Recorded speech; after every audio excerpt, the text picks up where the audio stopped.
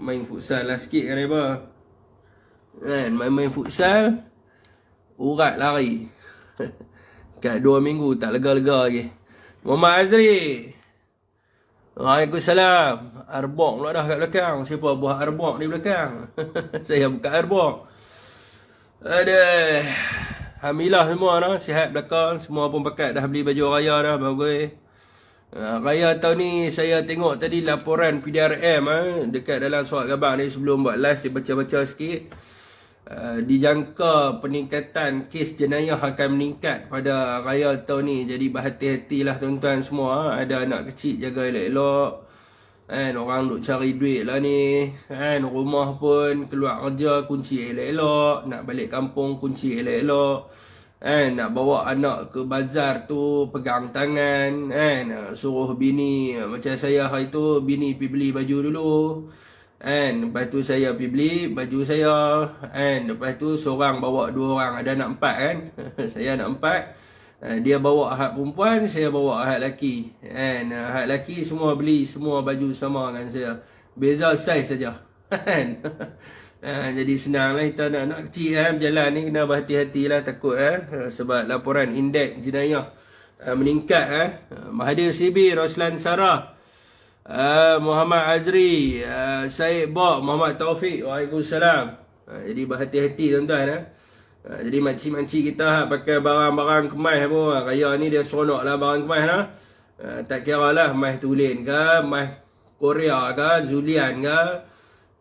Dia perompak ni dia akan kira apa. Dia tengok kuning dia kira nak cantas. Jadi orang raya salam ada tangan, kita salam tak ada tangan. Jadi bersederhana lah kita. Bersederhana dan berhati-hati. Jadi ini adalah laporan dari PDRM saya baca tadi. Daripada apa nama ni CID Bukit Aman. Tuan-tuan boleh baca dalam surat khabar. Begitu jugalah bila dapat duit KWSP ni dia suka nak online shopping.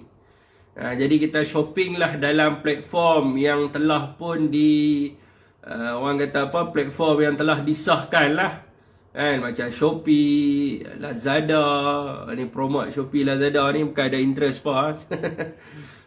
Jadi shopping dalam platform yang ada. Sebab tadi saya tengok dalam scam respon CID Bukit Aman pun ada laporan peningkatan penipuan secara online. Jadi bila saya buat kerja jadi apa nama ni semua nak beli online. Baju Melayu zaman lah zaman online. Duit pula ada banyak 10,000. Baju dia kira hak mana cantik lintas di Facebook tu kira nak beli lah. Waalaikumsalam Ayah Om Yusri Zulkifli, kru Maceh. Semua lah minta maaf saya komen saya tak naik Atan Romaino. Semua sekali Jadi dia ada duit 10,000 ni dia gatai tangan gatai tangan nak tekan sana nak tekan sini. Tekan kat TikTok, tekan kat Facebook, lepas tu duit melayang. Jadi berhati-hatilah. Nak beli boleh tapi belilah dalam platform yang sudah pun dipastikan dia punya daripada sudut keselamatan untuk transaction duit tersebut. Jadi tuan-tuan juga boleh tengok dalam Sinar Harian ataupun Astro Awani, tak silap saya PDRM dia ada bagi link untuk cek nombor akaun. Mana nombor akaun yang tuan-tuan tengok tu yang termasuk dalam senarai scam. Jadi janganlah tuan-tuan nak pergi gatai-gatai juga nak back in duit kat dia. Tapi adalah langkah yang paling selamat adalah tuan-tuan gunakanlah Shopee dengan Lazada lah. Lagi mudah. Selamat.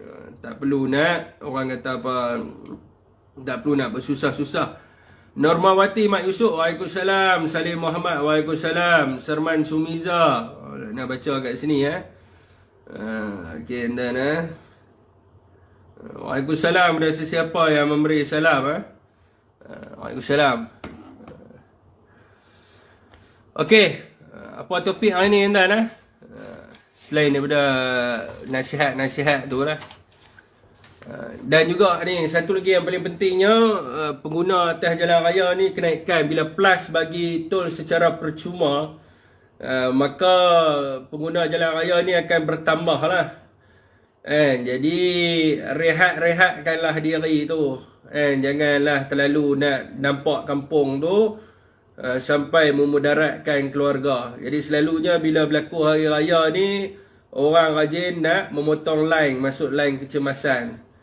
Dia potong ikut line kecemasan, dia boleh mengganggu penunggang motosikal yang mereka ni balik beraya. Banyak kemalangan disebabkan oleh ada orang berhenti dekat dalam lorong kecemasan walaupun dia tak cemas, dan juga orang yang memandu dalam lorong kecemasan. Jadi kita ni janganlah kita menyusahkan orang lain.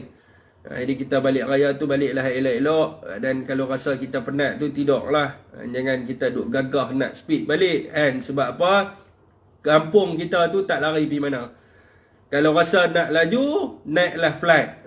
Malindo ke, Firefly ke, naik flight. Kalau rasa nak laju lah, tu betul laju lah. Tapi kalau kata bawa kereta ni, kalau ramai-ramai orang ni, tak payahlah nak tekan sampai 200, tak sampai pun. Kalau ramai-ramai ni kan, sekali tak sempat break, berdentum kereta depan, hilang satu nyawa. Okay tuan Aduka Munaka, Waalaikumsalam, tupai jahat. Oi, Pak Tam Kedah buat dalam ni ke? Orang kuat UMNO. Orang kuat UMNO Pendang. Tahun ni raya dia tak jemput saya, aku pergi makan sate. Tahun sebelum ni dia jemput saya pergi makan sate sebab masa tu saya masih dalam UMNO. Ada sini Pak Tam Kedah tak mau jemput saya, Pak Tam. Pak Tam lah, dia tak maulah jemput saya. Dia kata pengkhianat. Frog dia panggil saya. Aduh.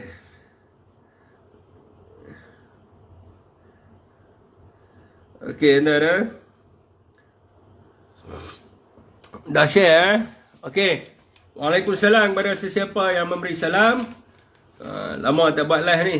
Cari topik apa, hot topik hari ni.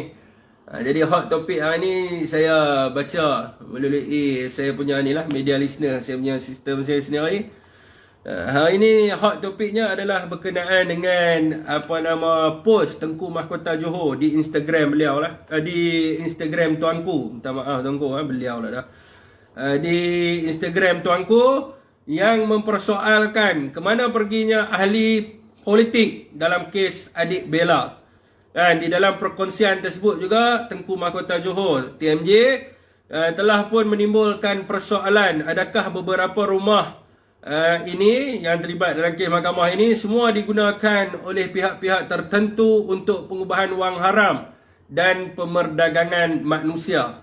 Jadi ini adalah satu kenyataan yang amat menarik daripada post di Instagram Tengku Mahkota Johor yang mempersoalkan kewujudan rumah-rumah ini adakah bagi tujuan pemerdagangan manusia dan juga pengubahan wang haram. Jadi saya nak quote juga kenyataan TMJ ini merujuk kepada satu kes mahkamah. Dan kes mahkamah ini juga di mana anak kepada tertuduh itu juga mempunyai hubungan yang baik dengan yang pemilik rumah ni, Siti Bainun dengan nama dia. Dan Siti Bainun ni juga menjawat jawatan yang penting di dalam satu parti ini, di mana orang yang tertuduh ini juga dia juga orang kata orang yang menjawat jawatan yang penting di dalam parti yang saya akan sebut ni lah. Jadi kalau mengikut kepada kenyataan tersebut, dia ada satu kes yang sedang berlangsung lah, yang kita belum tahu bila akan akhirnya kes ini, di mana ada sebuah yayasan. Sebuah yayasan yang ditubuhkan sama juga sebagaimana persatuan ataupun yayasan yang terlibat dalam kes adik Bella ni. Jadi mereka ni suka menubuhkan yayasan atas nama agama dan juga kebajikan sosial. Untuk apa? Untuk mereka meraih simpati rakyat, untuk memberikan dana kepada mereka. Itu adalah tujuan-tujuan dia lah bila kita tengok daripada kes-kes dan juga pembicaraan pembicaraan yang berlangsung di mahkamah. Jadi adik angkat kakak angkat kepada Siti Bainun ini juga terlibat di dalam yayasan tersebut. Kerana yayasan itu telah pun mengeluarkan sejumlah wang hasil daripada sumbangan dan hasil daripada sumbangan orang ramai untuk menghadiahkan sebiji hotel kepada beliau. Hotel tersebut di Bali. Jadi sebab itulah kalau kita tengok dalam satu parti ni dia biasa parti ni lah yang kononnya menjaga orang Melayu, menjaga kebajikan orang Melayu dan sebagainya, dan di akhirnya mereka sendirilah yang menidakkan orang Melayu dan juga mereka sendirilah yang memanipulasikan orang Melayu. Jadi kalau kita tengoklah daripada kes Siti Bainun dengan kes yayasan yang yayasan yang banyak budi ni yayasan akal budi ni, dia lebih kurang sama saja. Jadi orang-orang politik ni, khususnya mereka yang daripada parti UMNO ni, mereka ni suka nak tubuhkan yayasan, nak gunakan nama agama, nak gunakan nama kebajikan sosial, tapi di akhirnya mereka mengambil wang-wang daripada sumbangan orang ramai ini dan mereka menggunakan bagi tujuan kepentingan politik mereka. Apa pun kita minta lah. Kita minta Presiden UMNO dan juga penasihat UMNO itu Najib Razak, supaya mereka turut membantu adik Bella dalam memperjuangkan nasibnya dan juga dalam memperjuangkan kebenaran bagi diri dia. Sebab hari ni kita tengok dua-dua ekor ni senyap saja. Minta maaf dua-dua orang ni. 10 akhir Ramadan ni. Dua-dua orang ni kita nampak senyap saja. Tak berani nak buka suara. Hanya duk troll lah. Duk troll dengan Ketua Armada Malaysia. Bila Ketua Armada Wan Ahmad Faizal membangkitkan isu berkaitan dengan Nur Bainun, ini adalah salah seorang daripada puteri UMNO, maka dia duk troll saja. Abang, adakah jika dia dengan Presiden Rusia pun nak salahkan dia, Rusia bergaduh dengan Ukraine, tetapi kita tidak menampak langsung bantuan-bantuan daripada mereka ataupun suara mereka untuk mengecam ahli mereka sendiri. Walaupun dia sekarang ni mungkin dia tidak lagi memegang jawatan, tetapi dia masih adalah seorang ahli UMNO tu. Maka tidak nampak langsung. Orang kata apa? Mereka mengecam. Sebab apa tak nampak mereka mengecam? Sebab mereka pun buat benda yang sama. So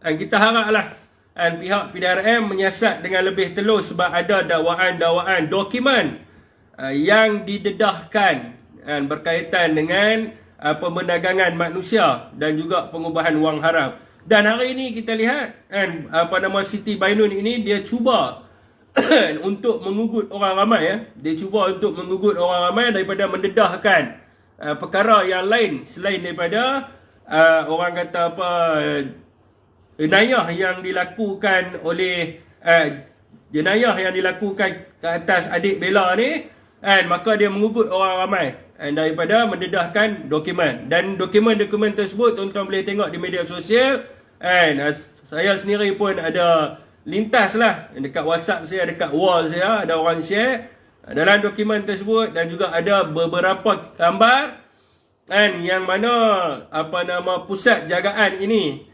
dijadikan sebagai tempat untuk orang kata transit bayi, lahir di situ lepas tu jual. Jadi kita minta lah PDRM akan melakukan siasatan yang telus. Sebab isu-isu berkaitan dengan perdagangan manusia ni isu yang serius. Jadi perdagangan manusia ni dia juga menyebabkan perwujudan kepada kelakuan zina dan juga pelacuran.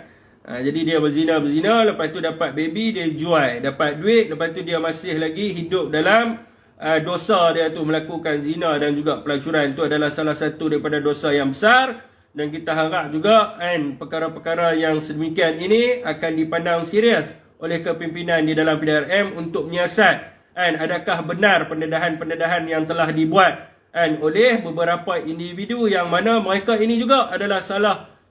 Orang kata mereka ni juga pernah menjadi penuntut di rumah tersebut. Jadi itulah, kalau tuan-tuan rajin tengok live saya lama-lama, tuan-tuan tahu saya isu pelacuran dengan zina ni adalah isu yang amat sekali saya menentang lah perkara-perkara ni. Jadi kita haraplah ada penyiasatan yang wajar. Dan kita juga haraplah Siti Bainun tak direman pun. Betul lah. Jadi bos mereka duk backup mereka macam mana? Dan orang kata nak reman. Dan dia kesilapan ni tuan-tuan.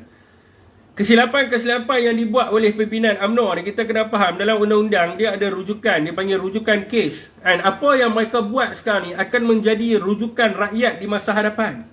Esok ni sekiranya ada kes penderaan dan sebagainya, maka mereka akan merujuk kepada kes Siti Bainun. Sebab tu pihak penguatkuasa dia tak boleh nak ikut sangat. Dan sebab tu dia kena ada pemisahan di antara dia panggil pemisahan kuasa ni. Dan sebab itu dia tidak boleh eksekutif ni mencampuri urusan penghakiman dan sebagainya. Dan sebab apa-apa sahaja yang berkaitan dengan penghakiman dan apa-apa sahaja yang berkaitan dengan undang-undang, dia akan menjadi rujukan di masa hadapan. Jadi itulah yang menjadi bahayanya kepada masyarakat, khususnya generasi yang mendatang. Bila mereka buat laporan, sebagai contohnya lah tuan-tuan, saya ambil satu contoh lah, kes Najib. Kes Najib ni, dia buat laporan, dia telah dipukul, sebagai contoh lah. Dia telah dipukul ataupun seorang ni telah masuk ke dalam rumah dia dan sambut dia. Jadi dia pun buat laporan. Dia buat laporan PDRM dan orang ni telah pun ditangkap oleh pihak PDRM dan dibawa untuk pendakwaan. Maka bila pendakwaan yang pertama, semasa dia duduk dalam Mahkamah Tinggi Jenayah, dia masih lagi di dalam dia masih lagi di dalam lokap PDRM. So dia telah pun didapati bersalah. Bila dia didapati bersalah, dia boleh menangguhkan hukuman. Bila dia tangguhkan hukuman, bila dia tangguh hukuman, dia bebas, dia pergi jumpa dengan pengadu dan mengugut pengadu dan keluarga pengadu untuk menarik kes ke atas beliau. Ini semua adalah kesilapan-kesilapan yang dibuat oleh Najib Razak. Begitu juga dengan kes Siti Bainun ni. Dia dera ni tak mestinya dera ni tak semestinya dera budak-budak. Dia boleh juga dera orang dewasa, sebagai contohnya suami dera isteri kan, sebagai contoh lah kan, dera isteri dia. Jadi suami itu tidak direman. Jadi rujukan lawyer gunakan rujukan kes Siti Bainun, merujuk kepada kes Siti Bainun dilepaskan ataupun diberi jaminan oleh mahkamah walaupun dia terlibat dalam kes penderaan. Maka si suami itu kena lah, walaupun dia adalah salah satu daripada jenayah. So dia bebas lah. Bila dia bebas, dia pergi ugut isteri dia, suruh tarik kes. Dia kata lah, satgi aku bunuh hang ke apa ke. Dia bawa gangster kan, jumpa bini dia dan sebagainya. Lepas tu dia minta bini dia tarik kes. Tu ni akan jadi masalah. Sebab tu kita kena faham, orang politik ni janganlah dia nak fikir masa politik sangat. Dia kena faham apa-apa yang berkaitan dengan undang-undang ni, dia akan jadi rujukan di masa hadapan. Tu dia panggil presiden kes. Kes rujukan. Jadi sebab itulah kita tidak mahu negara kita ni dicampuri undang-undangnya oleh orang politik. Dan di akhirnya dia jadi undang-undang sendiri. Jadi sekarang ni rakyat menuntut kepada kesemarataan. Dulu mungkin boleh rakyat bodoh, tapi lah ni rakyat cerdik. Bila rakyat cerdik, hak jahat pun jadi cerdik juga. Hak baik pun cerdik, hak jahat lagi cerdik. So tu yang jadi masalahnya. Maka di masa hadapan tidak akan wujud lagi lah keharmonian dan juga kesejahteraan ke atas rakyat Malaysia. Orang yang jahat ini akan berkuasa. Orang yang jahat ini akan lebih berkuasa dengan undang-undang yang ada di tangan mereka, dengan duit yang ada di tangan mereka. Jadi ini jadi masalah. Sebab itulah rakyat kena bangkit menentang kepada Kerajaan Barisan Nasional hari ini, yang mana mereka memonopoli undang-undang mengikut kepada kehendak mereka. Demi nak menunjukkan bahawa pimpinan mereka tak bersalah, maka mereka mencabuli undang-undang. Dia cabul undang-undang. Sepatutnya sekiranya pemimpin mereka itu salah, dia tidak semestinya membawa imej yang buruk. Sekarang ni yang bawa imej yang buruk kepada UMNO dan orang berlumba-lumba meninggalkan UMNO ni sebab apa? Sebab mereka dikatakan semua orang yang dalam UMNO tu bersetuju dengan apa yang dilakukan oleh Najib Razak dan apa yang dilakukan oleh Siti Bainun dan apa yang dilakukan oleh Zahid Hamidi itu sendiri. So itu yang nampakkan bahawa UMNO ni telah rosak. Dan sekiranya UMNO ini mereka tetap dengan pendirian mereka, dan mereka membiarkan proses mahkamah itu berlaku secara adil dan saksama, dan maka sekiranya pemimpin mereka didapati bersalah, itu adalah kerana kesilapan yang dia buat, bukan kerana orang kata apa kesilapan parti dia. So sekarang ni dia berbeza, dan di akhirnya nanti tuan-tuan akan lihat sendirilah apa yang pernah dikatakan oleh kepimpinan PAS dulu. Tun akan lihat sendiri kerosakan apa yang dia buat ke dalam negara kita. So inilah kerosakan-kerosakannya, antaranya adalah kerosakan di dalam sistem penghakiman. Okay, tuan, komen saya ni lambat naik, saya tak pasti, saya nak kena rujuk kat sini apa yang tuan-tuan cakap, saya nak baca komen saya. Semua buruk pasal UMNO dia sembang, tapi UMNO menang PRN. Menang pun tidak semestinya dia menang tu dia membawa kepada kesaksamaan dan juga keadilan kepada rakyat Malaysia.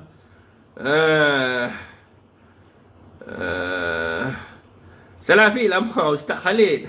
Ustaz Khalid nanti kita video call Ustaz. Nasib baik tak kena darah dengan Bainun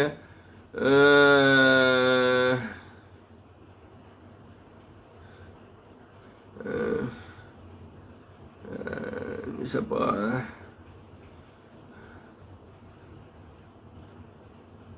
Okey tuan jadi nak kena baca komen kat sini, dia naik lambat, saya pun tak pasti siapa dia naik lambat. Okey, itu adalah berkaitan dengan kes undang-undang ni lah, khususnya kes berkaitan dengan penderaan ni. Okey tuan yang kedua saya dah baca tadi, hot topik adalah berkenaan dengan subsidi minyak.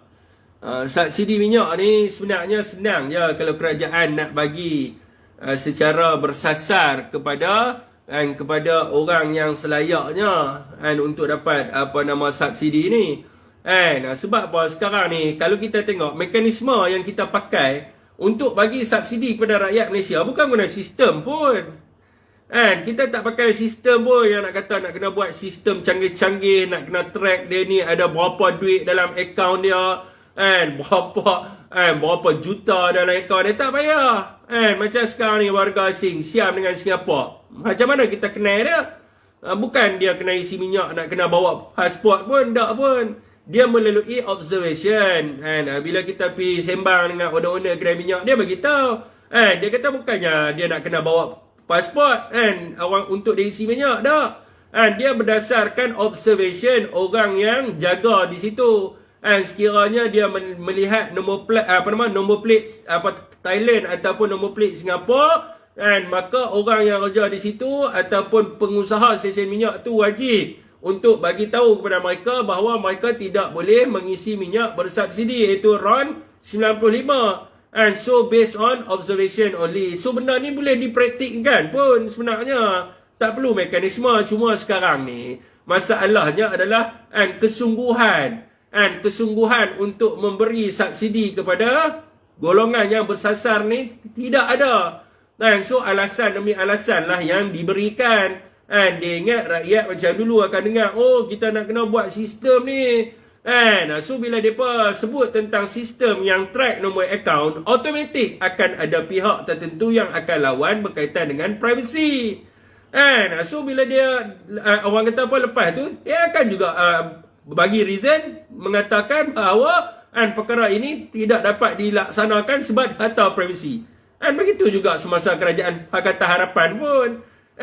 Dia pun beri orang kata apa alasan yang macam tu juga. Bila orang tanya sebab apa dia tidak buat mekanisme untuk nak beri orang kata apa minyak pada golongan yang tersasar ni. Alasan tu juga yang dia bagi. Dia kata melibatkan data privasi, nak kena sembang dengan end user dan sebagainya. Ini semua mengarut. Sebenarnya dia boleh buat, kalau saya list kat sini antara perkara-perkara yang boleh dibuat lah. Tuan-tuan menayak sikit. Okey, dia boleh buat juga sebagaimana yang mereka buat ke atas kenderaan daripada Singapura dan juga Thailand. So mekanisme yang harus diwujudkan adalah mengkategorikan variasi model dan jenis kenderaan yang layak menerima subsidi. So dia kena buat lah, kerajaan kena buat variasi kenderaan mana yang layak menerima subsidi. Macam sekarang ni, logik akal lah. Ada orang pakai Lambo isi minyak 95, walaupun ada orang kata, mana ada. Dia kena isi minyak 97. Ada, bukan tak ada. Dalam TikTok pun ada, kita tengok, malah nak sebut nama. Boleh je masuk minyak 95. Ada orang yang pakai Mercedes mahal-mahal, yang isi minyak 95 juga. Ada orang yang pakai Bugatti, ada orang yang pakai Ferrari, ada orang yang pakai BMW yang mahal-mahal yang isi minyak 95. Jadi inilah yang kerajaan kena tetapkan. Dia kena letakkan variasi dan model. Sebab benda ni boleh observe, dia boleh lihat. Orang-orang yang mengusahakan stesen minyak, dia boleh tengok. Jadi benda ni duk sembang daripada zaman Pakatan Harapan. Jadi orang kata Banon kita duk hujah dengan Saifuddin Nasution. Mana boleh orang pakai kereta kancil isi minyak 95. Orang yang pakai kereta Mercedes pun isi juga minyak 95, mengambil hak rakyat. So apa benda yang mereka buat? So benda yang paling simple adalah mewujudkan dan mengkategorikan variasi model dan jenis kenderaan yang layak menerima subsidi. Dan benda ini dipublikkan. Jenis kereta ni sebagai contohnya, kereta Lamborghini, dia tidak layak untuk mengisi minyak 95. Lepas tu apa lagi? Minyak apa lagi? Kereta apa lagi? Ferrari, dia tidak layak isi minyak 95. Kereta Mercedes yang mahal-mahal, dia tidak layak untuk mengisi minyak 95. Dia kena isi minyak yang tidak bersubsidi. So benda-benda ni lah yang kerajaan kena buat. So kerajaan juga dia boleh mempromosikan kereta tempatan. Jadi dia kena buat di situ kereta Proton dan juga Pradua ni automatik. Automatik dia boleh mengisi minyak subsidi. So orang yang pakai kereta Proton dengan Pradua ni dah memang tahu dah. Orang M40 dengan B40 je yang pakai Proton dengan Pradua. Mana ada orang TN20 yang pakai, walaupun ada segelintir di antara mereka yang guna lah. Yang bawa pi orang kata pi market dan sebagainya. So untuk mempromosikan kereta tempatan, kerajaan boleh buat macam tu juga. So bila dia beli kereta Proton ataupun dia beli kereta Pro2, automatik dia boleh isi minyak bersubsidi. So kenderaan-kenderaan yang bukan tu, dia kena letak had lah. Sekiranya kenderaan import lebih daripada 10 tahun, sebagai contohnya kereta Honda, kan ada orang susah duk beli EK, EJ apa semua ni yang range dia dalam 30,000 apa tu kan. So kereta-kereta import yang lebih daripada 10 tahun, maka dia layak untuk menerima minyak bersubsidi. So sekiranya kereta import tu orang kata setahun ya, so dia tak layak lah, sebab dia mampu beli kereta sampai 200,000, 300,000, takkan dia tak mampu isi minyak 97. Jadi logik lah. So kena letak variasi. So kenderaan-kenderaan yang melebihi 10 tahun, maka dia tidak maka dia automatik layak, dan juga kenderaan-kenderaan tempatan ni automatik dia layak untuk dapatkan minyak subsidi. So benda simple je, bukan susah pun nak buat. Dan kenapa? Kenapa benda ni tidak boleh dilakukan? Benda ni tidak boleh dilakukan kerana ada pihak-pihak tertentu yang nak mengambil hak orang susah. Simple je. Sekiranya rakyat berfikirlah kan, dia lihat sendiri. Kereta Singapura ni boleh pula by observation. Tengok je kereta Singapura tak layak isi. Jadi bila di Malaysia ni susah nak buat. Boleh buat by observe, tetapi masalahnya hari ni adalah kerana orang-orang berpolitik ni melayani kehendak-kehendak kartel ni, yang mana mereka turut juga nak merasai bantuan ke atas orang yang susah. Maka disebabkan mereka inilah yang menyebabkan negara rugi. So kita kena fikirlah, benda simple boleh buat. Kita harap kepada Tok Pak, dia dapat buat benda ni. Dia dapat buat variasi model, mengkategorikan kenderaan-kenderaan yang boleh mengambil minyak bersubsidi. Dan dia juga kena encourage orang-orang ni, kena bagi tahu lah. Malulah sikit, dah pakai kereta mahal, takkan nak isi minyak murah. Bila pakai kereta mahal, kenalah isi minyak yang mahal. Kenapa nak isi minyak yang murah? Kena encourage mereka supaya mereka merasa malu untuk mereka mengambil hak orang susah. Macam tu jugalah bila orang yang kaya-raya ni, sebab apa mereka tak mau ambil bantuan zakat, mereka tidak mau ambil bantuan Haitumal dan sebagainya. Sebab mereka rasa malu bila mereka menerima bantuan sebab mereka dah senang lenang. So sekiranya kita tidak menimbulkan rasa malu tu dekat mereka, maka itulah yang menyebabkan mereka mengambil hak orang susah. PM pun ada pakar formula. Saya bukan pakar formula, benda ni senang. Kenalah baca research. Saya duk baca juga tadi macam mana kaedah pengawalan yang Malaysia buat atas kereta-kereta asing. Bila kita baca, mana ada mekanisme apa-apa. Dia serahkan kepada pengusaha stesen minyak. Dan kesalahan tu akan diletakkan ke atas pengusaha stesen minyak. Sekiranya pengusaha stesen minyak tu dia membenarkan kereta-kereta asing untuk isi dekat stesen minyak dia, maka dia yang akan kena saman dan sebagainya. So benda ni semua orang boleh baca, bukan kata saya pakar dan sebagainya. So benda ni juga boleh dibuat berkaitan dengan mekanisme ni diserahkan kepada pengusaha stesen minyak. So mereka yang kena lihat variasi dan model-model kenderaan yang dibenarkan untuk mengisi minyak bersubsidi. Dia lebih kurang sama aja dengan kereta-kereta asing ni. Bukan nak kena pergi buat research banyak-banyak. Yang pakar tu dulu daripada PKR. Dia kata kena buat sistem, nak check berapa akaun dia, berapa cukai dia bayar dan sebagainya. Merapu semua tu. Mana ada orang nak pergi isi minyak, nak letak IC dan sebagainya. UMNO memang belak. Katil ni Fik, senang dia nak pump duit. Tahu tak apa? Rakyat Singapura beli minyak kat Malaysia sebab harga murah daripada Singapura.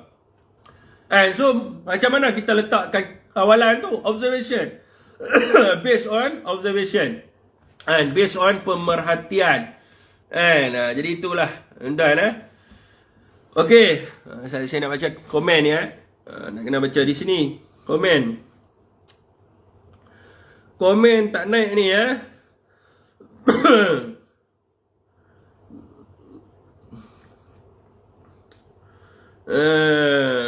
UMNO belah katil. Lawa belekat member punya duk tunggu sampai lah menteri dulu nak buat apa benda ni Elia. Ni Datuk Nordin pun ada di sini. Boleh main masuk ni. Saya nak tunggu Datuk Nordin ni daripada hari tu lagi. Kereta Malaysia bagilah subsidi betul mungkin Datuk Nordin boleh ulas sikit berkenaan dengan minyak bersubsidi ni.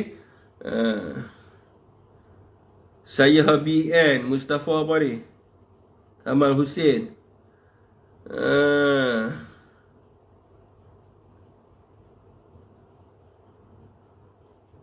Tok Jo ajak debat. Tok Jo ajak debat Tak perlu kot. Saya tahu kenapa orang-orang UMNO ni dia nak gunakan Tok Jo ni, nak jatuhkan Syafiq Alim ni.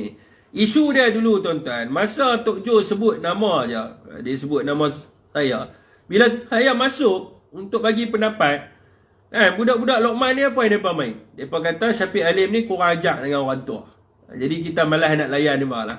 Benda ni bukan perkara baru. Biarlah dia dengan apa yang dia nak hujah tu, biarlah dia nak hujah apa pun. Tak perlulah saya nak debat dengan dia. Bukan kata saya takut. Dah pernah dah sebelum ni. Dan orang UMNO BN dia main sentimen, dia kata saya kurang ajak dengan orang tua. Jadi saya pun malas lah. Tajuk malam ni tu Instagram Tengku Mahkota Johor berkaitan dengan pemerdagangan manusia. Rumah apa tu? Rumah si Bainun tu lah, yang berkaitan dengan kes Bella tu, adik Bella. Yang kedua adalah berkaitan dengan kenyataan TOPA, iaitu kerajaan mempertimbangkan memperkenal mekanisme subsidi minyak bersasar. Itu adalah tajuk malam ni lah, dua benda tu. Okey tuan, yang last ni saya nak tegur sikit lah. Saya nak tegur sikit orang-orang dalam satu ni. Saya mula duk tegur secara post. Jadi orang kata apa, bukan mereka nak dengar pun. Soal ini saya nak tegur secara terbuka lah. Dalam parti ni, bila kita dalam parti ni kita ada vision.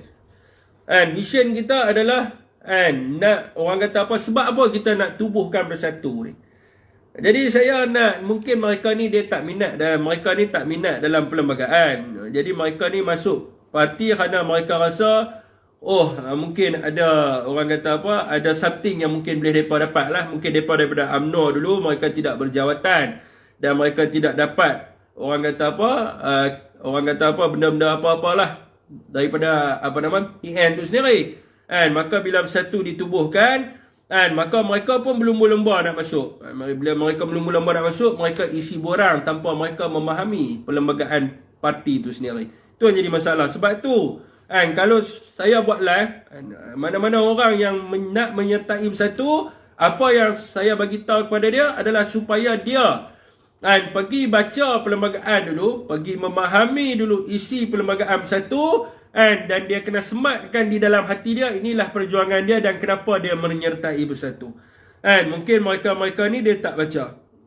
Saya ambil yang ada dalam ni lah. Jadi sebab apa parti bersatu ni ditubuhkan? Ada 14 perkara. Sebab apa parti bersatu ini ditubuhkan? Kalau tuan-tuan baca, antara-antaranya tu mungkin bersamaan dengan parti-parti yang lain. Dia samaan dengan UMNO, PKR dan sebagainya. Cuma ada kelainan-kelainan yang tertentu yang diwujudkan semasa penubuhan parti bersatu ni. Jadi hak ni perlu diketahui oleh semua orang bersatu. Tak kira lah siapa pun. Dia kena tahu benda ni. Sebab apa diwujudkan parti bersatu? Yang pertamanya adalah untuk mempertahankan kemerdekaan dan juga kedaulatan negara.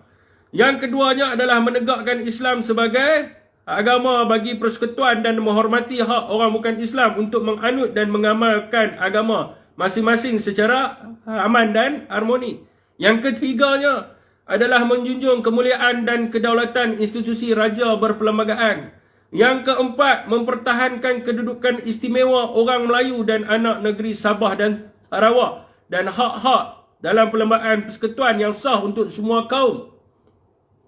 Yang kelima, memperkasakan bahasa Melayu sebagai bahasa kebangsaan dan memelihara hak semua kaum untuk mempelajari bahasa ibunda masing-masing. Yang keenam, menegakkan sistem demokrasi berparlimen dan doktrin pemisahan kuasa dengan memperkukuhkan institusi demokrasi menerusi reformasi institusi yang menyeluruh. Yang ketujuhnya adalah memperkasa agenda memerangi rasuah dan juga menyalahgunakan kuasa untuk mewujudkan amalan tadbir urus yang baik dan pemerintahan yang bersih, beramanah dan juga berintegriti. Yang ke-8, memelihara hak-hak asasi rakyat seperti mana yang termaktub di dalam perlembagaan persekutuan, menjunjung nilai-nilai keadilan sejagat yang selari dengan agama Islam, serta menjunjung keluhuran perlembagaan, kedaulatan undang-undang serta prinsip keadilan dan juga kesaksamaan. Yang ke-9, membentuk masyarakat Malaysia yang inklusif, yang progresif, dinamik dan saintifik, serta menghargai seni, budaya dan tradisi sebagai acuan membina sebuah negara maju yang sejahtera. Yang ke-10, memperjuangkan keadilan sosial, mengagih kekayaan negara secara adil dan saksama, membela kebajikan rakyat dan membasmi kemiskinan tanpa mengira kaum dan juga agama.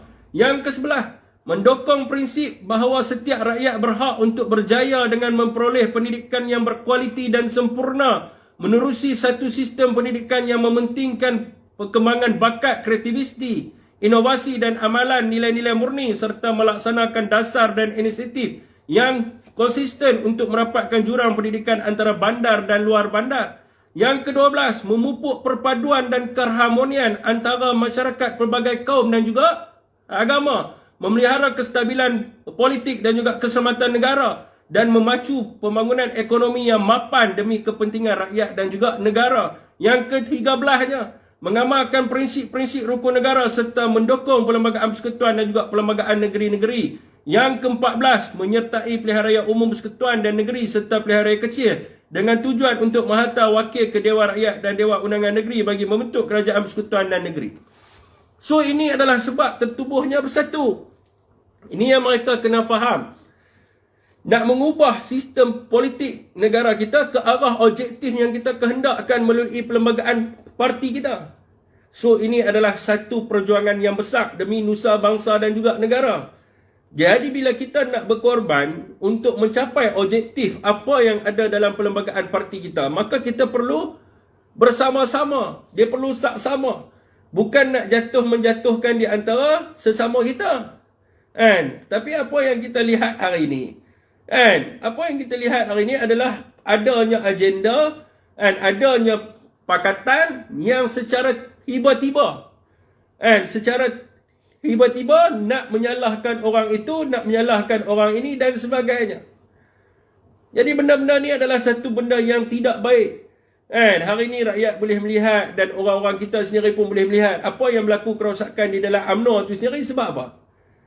Yang berlaku kerosakan di dalam UMNO itu sendiri adalah kerana mereka berbalah sesama sendiri dan mereka rakus dengan kuasa dan juga apa yang mereka dapat di dalam politik. So hari ini bila mereka duk hentam Datuk Wan Saiful ni lah khususnya lah kan, kalau kita tengok ni lah mereka duk hentam Datuk Wan Saiful Wanjan ni. Sebab apa mereka duk hentam? Mereka ingat kita yang duk ada di sini tak tahu sebab apa mereka hentam. Mereka hentam adalah kerana kepentingan peribadi. Dan disebabkan kerana kepentingan peribadi mereka itu sendiri, mereka sebenarnya telah pun menjatuhkan imej parti itu. Nak tegur tu bila orang mempertikaikan apa yang mereka buat, mereka bagi alasan nak tegur. Nak tegur boleh WhatsApp personal. Masalahnya bila WhatsApp personal tu WhatsApp benda lain. Bukan Datuk Wan ni tak pernah tunjuk WhatsApp mereka ni. Dia pernah tunjuk. Bila WhatsApp tu WhatsApp benda lain. WhatsApp benda lain dan apabila mereka tak dapat apa yang mereka WhatsApp tu, maka mereka akan keluar post kat dalam FB. Keluar post. Itu tak kena, ini tak kena. Macam-macam benda lah yang tak kena. Ini adalah satu budaya yang tidak baik sebenarnya. Budaya yang tidak baik yang menunjukkan bahawa berlakunya masalah dalam parti kita. Sebenarnya tidak ada masalah pun di kalangan pemimpin-pemimpin parti kita. Yang bermasalah ni adalah orang-orang biasa yang kat bawah ni. Yang nak menunding sana, yang nak menunding sini, yang nak berpaut sana, yang nak berpaut sini. Ini yang jadi masalah. Hingga kan penganjuran futsal pun jadi masalah juga. Dia buat futsal piala Datuk Wan Saiful Wanjan. Oh, dia propose. Oh, tak boleh buat. Sampai penganjuran futsal pun jadi masalah. Jadi penganjuran futsal ni ada cerita sebenarnya. Dah orang muda. Dia rajin menyantuni orang muda. Rajin buat program-program bersama dengan orang muda. Program sukan. Macam-macam sukan yang Datuk Wan buat. Naik bukit, naik gunung, badminton, bola sepak. Ini adalah sukan-sukan yang orang muda suka. Orang muda kan suka duk berbicara politik. 48 jam. Dia suka benda-benda yang riadah. Dia suka sukan. Benda-benda ni Tok Wan buat. Dan juga mereka sendiri yang mohon melalui SCOFA. SCOFA ni adalah persatuan futsal ni. So mereka mohon untuk mengadakan anjuran. Sebab dah banyak tim main. Sebelum ni kita main dengan 8 tim, 9 tim, dah belas-belas tim main. Duk main setiap minggu dengan orang yang muka tu juga. So mereka ni minta. Dia minta kepada Tok buatlah event supaya tim hak duk main ni sentiasa duk main dengan muka yang lebih kurang sama semua ni, kita dapat main dengan orang luar. So dia minta buat. So apa nama Tok Wan pun buatlah. Dia kata hampa buatlah, orang kata apa? Di antara hampa urus sendirilah. Hampa nak buat hadiah ke apa ke, itu adalah hampa punya urusan. Di bawah NGO SCOFA ni lah. So sebab itulah diletaknya piala futsal Datuk Wan Saiful Wanjan. Jadi itu pun nak jadi masalah. Mereka pun mulalah duk paste. Sebab apa? Sebab mereka sengaja. Sebab mereka mungkin ada benda yang mereka tidak dapat atas kepentingan diri mereka sendiri. Maka hari ini mereka duk menyerang parti. So sikap ni harus dibuang. Semua pimpinan parti kita tak kira lah. Ketua Armada ke, ketua penerangan Armada ke, ketua Sri Kandi ke, presiden parti ke, ketua penerangan parti ke, siapa sahaja di dalam parti kita mestilah dihormati sebagai abang kita, kakak kita dan juga ayah kita sendiri. Mesti kita hormati. Ada masalah mesti kita berhadapan. Kalau nak cerita kritik Tok Wan ni, bukan mereka je. Saya sendiri pernah kritik dia. Kritik secara berhadapan. Bukannya kritik duduk mengutuk, duduk kata, duduk menghina parti sendiri. Ini adalah budaya yang tidak baik. Mungkin ada segelintir di antara mereka yang membuat macam ni, dan saya bagi tahu kepada mereka pilihan raya umum tidak lama. Pilihan raya umum tidak lama, dan poin-poin ni akan digunakan oleh trupa-trupa UMNO untuk hentam mereka. Dan bagaimanakah nanti mereka nak pusing? Sebelum ni mereka kata Datuk Wan ni tidak baik. Mereka kata pemimpin bersatu masalah. So bila dekat pilihan raya, macam mana mereka nak membuktikan yang bahawa mereka cakap tu benda yang silap? Ni adalah satu benda yang mereka perlu fikir. Apa yang kita nak ucapkan, kita kena fikir impact dia. Future impact. Apa kesan dia? Kesan negatif, kesan positif. Rasa mereka-mereka yang duduk mengkritik ni pun, mereka pun tahu kesan-kesan impact dan sebagainya, sebab mereka ni dulu pun pernah jawatan kerajaan sebagai macam-macam lah yang berkaitan dengan multimedia, berkaitan dengan komunikasi dan sebagainya. So mereka kena tahu. So sebelum mereka mengeluarkan kenyataan yang bodoh, maka mereka kena juga melihat kesan-kesannya ke atas parti. Nak kritik boleh, tapi kritik satu benda yang membina. Sebagai contohnya, mereka ada kritik baru ni berkaitan dengan politik. Mereka suruh ambil cerita-cerita program-program yang dibuat di peringkat bahagian dan sebagainya. So itu adalah benda yang baik.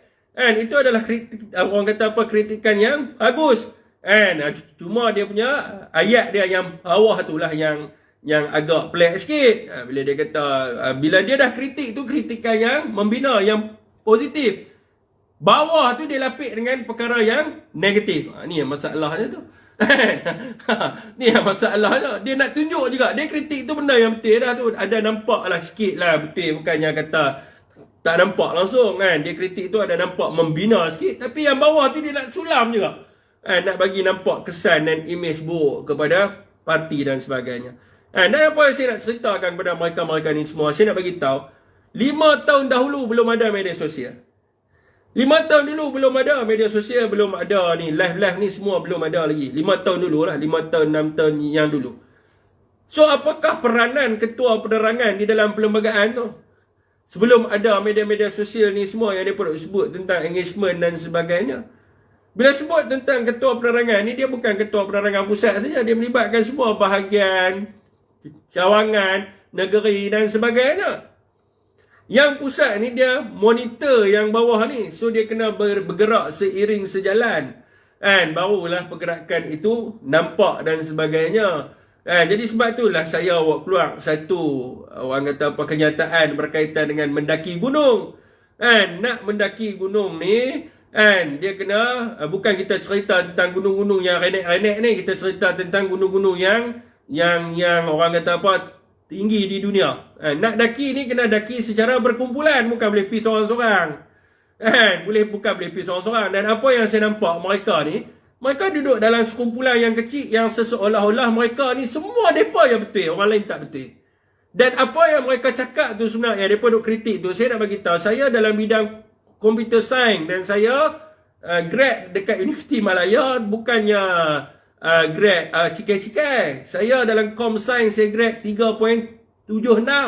Bukan saya bodoh sangat. Mereka duk cerita tu, kita pun ada sijil, adanya pengajian yang kita belajar khususan berkaitan dengan apa yang mereka bicarakan. Tapi masalahnya mereka seorang yang betul, orang lain tak betul. Itu jadi masalah tu. Itu yang jadi masalah. Dia tak boleh dalam dunia ni seorang tu yang betul. Dia kena berkongsi. Sebab tu dia panggilnya perkongsian maklumat ataupun gathering information. Dia tidak boleh ada sekumpulan manusia. Ataupun dia panggil sebagai budaya ikonism, ataupun dia panggil sebagai budaya budaya autokrasi. Bukan. Ada satu budaya lah, dia duduk di dalam sekelompok tu saja yang dia rasa dia seorang yang betul. Apa yang buat mereka yang betul, orang lain buat tak betul. Tak boleh, dia akan merosakkan. Dia akan merosakkan dan orang akan rasa lesu dengan sikap mereka ni. Dan mereka duk mengajak hari ni. Hari ni mereka duk hentam orang lain pula.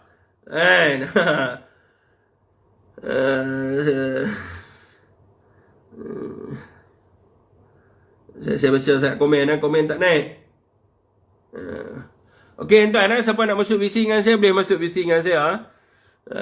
Jadi kena ingat tuan, kita vision parti ni adalah untuk mengubah negara dan bangsa. Dan setiap orang yang nak jadi pemimpin tu, dia kena ada dua. Yang pertamanya adalah dia punya pemikiran dia. Yang keduanya adalah dia punya kemampuan diri dia. Jangan nak berangan lah kalau nak jadi pemimpin. Kalau nak pimpin diri sendiri pun tak betul. Adalah setengah-setengah di antara mereka ni yang duk mulakan gerakan-gerakan duk hentam-hentam pimpinan dalam parti ni. Kerana mereka lihat mereka ni umur mereka dah langgar border. Mereka dah langgar border lah, umur dalam armada ni 35 tahun. So selepas ni tahun 2023 mereka nak kena bertanding di dalam parti. So bila mereka nak kena tanding di dalam parti, maka mereka mulalah gerakan nak kerat sana, nak kerat sini dan sebagainya. So rakyat menilai kepada benda ni. Rakyat menilai. Dan kita nak pilih pemimpin ni, kita pilih lah. Kita lihat jugalah, bukan kita lihat atas logo Perikatan Nasional tu semata-mata. Kita nak pilih pemimpin ni, kita tengok dia punya latar belakang pendidikan dia. Kita tengok dia punya orang kata apa, kestabilan ekonomi dia. Kita lihat dia punya rekod-rekod dia. Kita lihat dia punya engagement dengan masyarakat. Bukan kita nak pilih tu atas dasar kita lihat je bendera Perikatan Nasional, terus kita undi dah. Tidak akan berlaku benda tu dalam PRU 15. Saya nak bagi tahu tak sama dengan PRN. Kita dah sembang dengan ramai dah profesor, mereka menyatakan benda yang sama. Di mana apabila pilihan raya umum kelak berlaku, maka pola pemikiran dan juga pengundian ni akan berubah. Kerana majoriti yang mengundi itu adalah di kalangan mereka yang duduk di dalam kelas profesional dan juga medium class. Sebab mereka ni banyak yang keluaran-keluaran universiti. So bila orang yang duduk di dalam profesional dan juga medium punya pemikiran ni, adakah dia nak pilih orang yang biasa-biasa? Dia takkan pilih. Dia akan pilih, dia lihat kepada latar belakang education. Dia lihat kepada kemampuan daripada sudut ekonomi. Dia tengok daripada sudut agama dia. Dia tengok daripada sudut engagement dengan masyarakat, bukan engagement dalam sosial media. Dia lihat benda tu semua. So benda ni dipersetujui. Baru ni pun ada budak universiti, 2 universiti yang interview. Yang satu daripada Institut Perguruan, dia interview saya berkenaan dengan bully cyber. Yang kedua dia interview berkaitan dengan situasi politik sekarang ni. Dan semua bersetuju. Mereka bersetuju bahawa mereka akan mengundi berdasarkan siapakah orang yang akan dipertandingkan tu. Okey tuan, siapa nak bisi boleh bisi dengan saya. Saya buka untuk berbisi.